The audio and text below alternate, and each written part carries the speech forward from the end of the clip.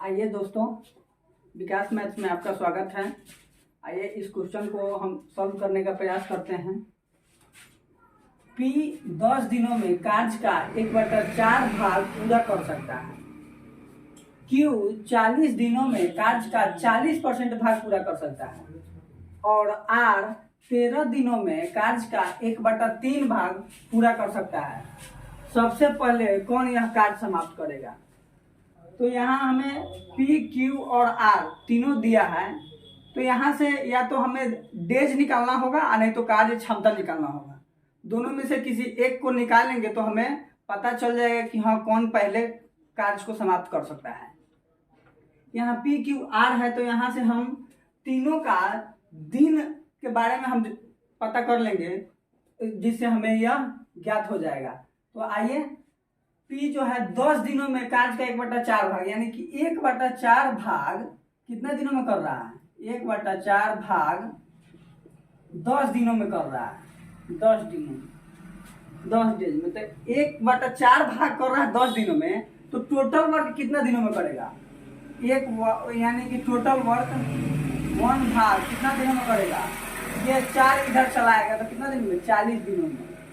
तो 40 दिनों में ये टोटल भाग हो गया, यानी कि 40 दिन में ये कौन कर रहा है? P कर रहा है, ये P का हो गया। और देखिए Q 40 दिनों में कार्य का 40% भाग पूरा कर सकता है। तो 40% का मतलब 20% 1/5 होता है। 20% कितना हो जाएगा? 1/5, 20% 1/5 होता है, तो 40% कितना हो जाएगा? 2/5 होगा।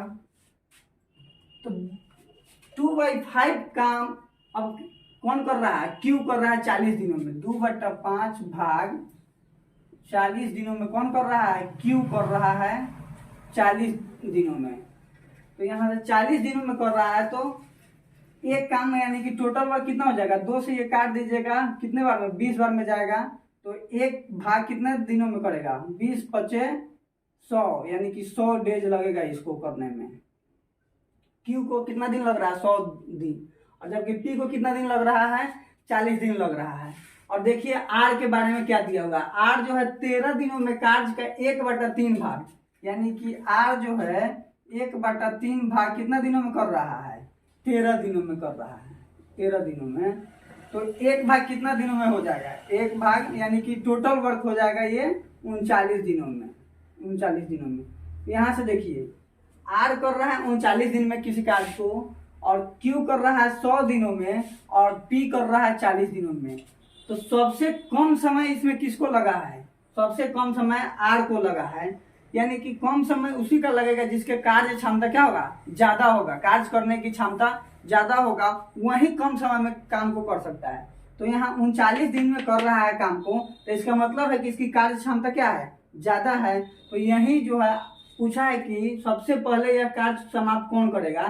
तो R ही है जो सबसे पहले कार्य को समाप्त कर देगा 39 दिनों में। आइए अब नेक्स्ट क्वेश्चन को देखते हैं।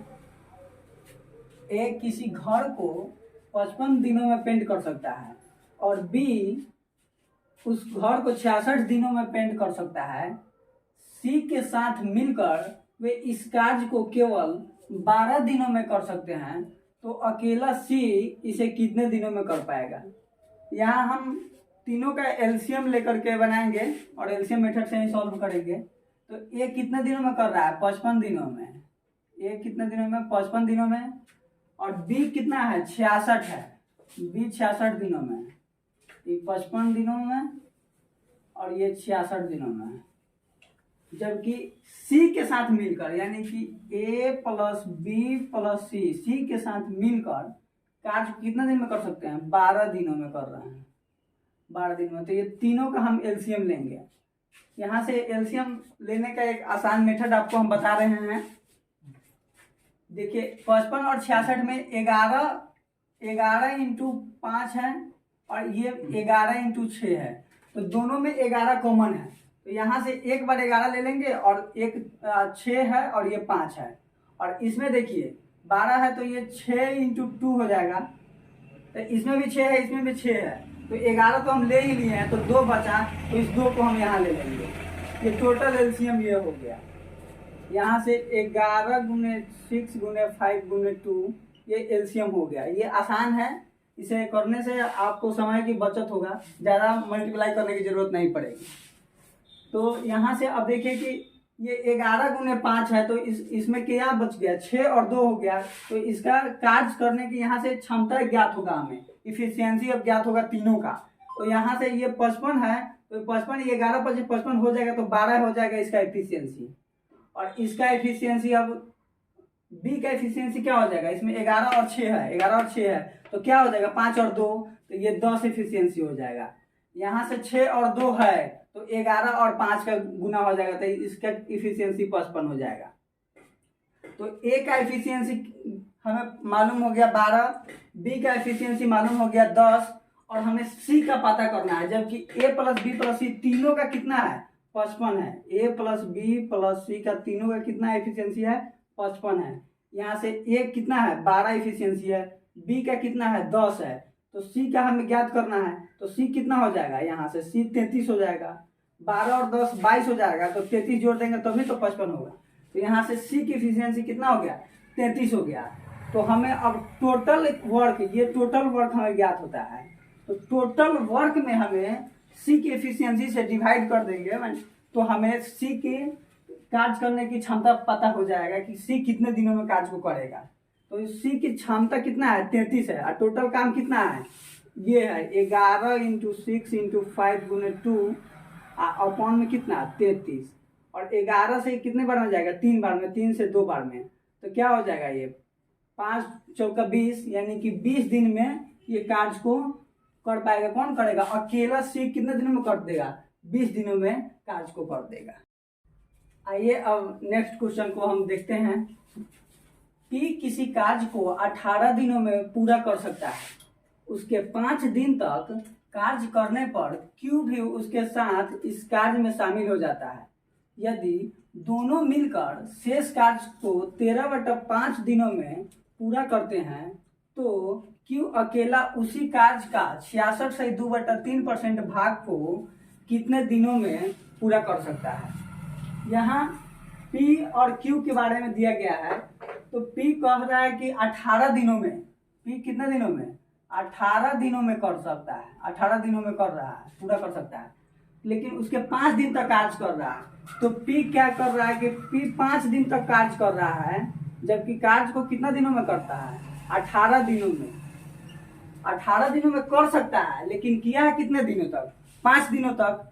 तो ये 5 दिन तक किया है, तो 5/18 कार्य को क्या करेगा P। तो उसके बाद कह रहा है कि अब शेष कार्य को, अब क्यों उसके साथ इस कार्य में शामिल हो जाता है, यदि दोनों मिलकर शेष कार्य को, तो शेष कार्य क्या हो जाएगा 1 - 5/18, तो ये कितना हो जाएगा 13/18 हो जाएगा। ये शेष कार्य ये हो गया, शेष कार्य ये हो गया 13/18। तो अब कह रहा है कि 13/18 कार्य को दोनों मिलकर, यदि दोनों मिलकर कार्य शेष कार्य को 13/5 दिनों में पूरा करते हैं, यानी कि 13/18 कार्य को कितने दिनों में कर रहा है 13/5 दिनों में। 13/18 ये भाग हो गया, तो 13 से 13 यहाँ कट जाएगा, तो एक भाग, यानी कि टोटल वर्क कितने दिनों में हो जाएगा ये 18/5 दिनों में होगा, 18/5 दिनों में। तब P यहाँ कर रहा है 18 दिनों में, और यहाँ से ये P प्लस Q का है, दोनों मिल करके क्या 18/5 दिनों में कर रहा है। P प्लस Q कितने दिनों में 18/5 दिनों में कर रहा है यहाँ से।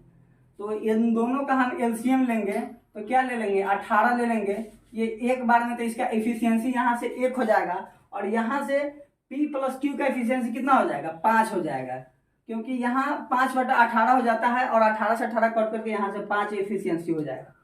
तो यहाँ से P का एफिशिएंसी कितना है 1 है, तो Q का एफिशिएंसी कितना हो जाएगा, जबकि दोनों का एफिशिएंसी 5 है, तो Q का एफिशिएंसी कितना हो जाएगा 4।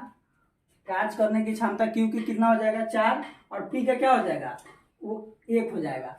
तो अब पूछ रहा है कि Q अकेला उसी कार्य का 66.2/3, यहाँ से 18 जो है ये टोटल वर्क है, तो टोटल वर्क को 18 बटा और Q करेगा, तो Q कितने दिनों में कर रहा है, Q की एफिशिएंसी 4 है, तो यहाँ से 4 और 66.2/3% भाग कर रहा है, तो 33 सही 1/3% भाग होता है 1/3, तो 66 सही 2/3% का भाग कितना हो जाएगा, ये 2/3 हो जाएगा। तो 2/3 हो जाएगा, तो यहाँ से ये 2/3 कार्य को कितने दिनों में पूरा कर सकता है। तो यहाँ से देखिए 2 से 2 बार में जाएगा, 3 से कितने बार में, 6 बार में, और 2 से 3 बार में। यानी कि क्यों इसे अकेला कितने दिनों में कर देगा, 3 दिनों में कर देगा, जो कि ऑप्शन क्या है, 4 है, यही राइट आंसर है। आइए अब नेक्स्ट क्वेश्चन को देखते हैं और इसे सॉल्व करने का प्रयास करते हैं। ए किसी कार्य को 45 दिनों में कर सकता है, उसने अकेले काम का 3/5 भाग पूरा किया। बी अकेले शेष कार्य को 12 दिनों में पूरा करता है। एक साथ कार्य करते हुए ए और बी द्वारा मूल कार्य का 1/3 कितने दिनों में पूरा किया जा सकता है। यहाँ ए और बी के बारे में दिया गया है। यहाँ ए 45 दिनों में कर रहा है, तो ए का दिन दिया हुआ है, जबकि बी हमें निकालना है, पता करना होगा कि बी इसे कितने दिनों में अकेला कर रहा है। तो यहाँ से ए का दिया हुआ है कि ए 45 दिनों में कर रहा है। ए कितने दिनों में, 45 दिनों में, 45 दिन में ये 45 दिन में कर रहा है। तो उसने अकेले काम का 3/5 भाग, यानी कि ए 3/5 भाग किया है, 3/5 भाग किया है, तो रिमेनिंग वर्क क्या हो जाएगा इसमें से, ए 1 - 3/5 शेष कार्य हो जाएगा। ये शेष कार्य 3, तो ये कितना हो जाएगा 2/5। तो 2/5 काम को अब कौन करेगा, बी करेगा। तो 2/5 भाग जो बचा है इसे कौन कर रहा है, बी। कितने दिनों में कर रहा है, 12 दिनों में, 12 दिनों में कर रहा है। तो यहाँ से देखिए 1 भाग, यानी कि टोटल काम हमें ज्ञात करना होता है। तो यहाँ से 2 से कटा दीजिए, इसको क्या हो जाएगा, 6 बार में जाएगा, और ये 1 भाग कितना हो जाएगा, 30 दिनों में। यहाँ से 30 दिन में ये बी का हो गया। टोटल वर्क कितने दिनों में कर रहा है, बी यहाँ से 30 दिनों में टोटल वर्क कर रहा है। ये कितने दिनों में कर रहा है, 45 दिनों में। यहाँ से बी कितने दिनों में कर रहा है, 30 दिनों में कर रहा है। तो टोटल वर्क के लिए हम दोनों का एलसीएम लेते हैं। तो यहाँ से एलसीएम लेंगे दोनों का, तो क्या हो जाएगा, 90 होगा। टोटल वर्क हो जाएगा, यहीं टोटल वर्क 90 होगा। तो यहाँ से हमें एफिशिएंसी ज्ञात करना होता है। तो यहाँ देखिए 45 से कितने बार में 90 जाएगा, 2 बार में। तो इसका ए का एफिशिएंसी कितना हो गया, 2। और बी कितने बार में जाएगा, 3 बार में। तो बी की एफिशिएंसी कितना हो गया, 3 हो गया। तो ए की एफिशिएंसी क्या है, 2 है, जबकि बी की एफिशिएंसी क्या है, 3 है। कार्य करने की क्षमता 3 है। तो यहाँ से अब कह रहा है कि ए और बी द्वारा मूल कार्य का 1/3, तो मूल कार्य कितना है, 90 है। टोटल वर्क कितना है, 90 है। तो मूल कार्य का 1/3 क्या हो जाएगा, 90 का 1/3 30 हो जाएगा। और कह रहा है कि इस कार्य को अब दोनों मिल करके ए और बी द्वारा, तो ए और बी की इफिशियंसी क्या है, यहाँ 3 और 2 है, तो कितना हो जाएगा, 5।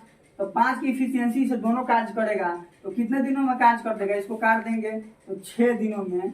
6 दिनों में दोनों मिल करके क्या कर लेगा, इस कार्य को कर देगा, जो कि ऑप्शन सी है, यही राइट आंसर है।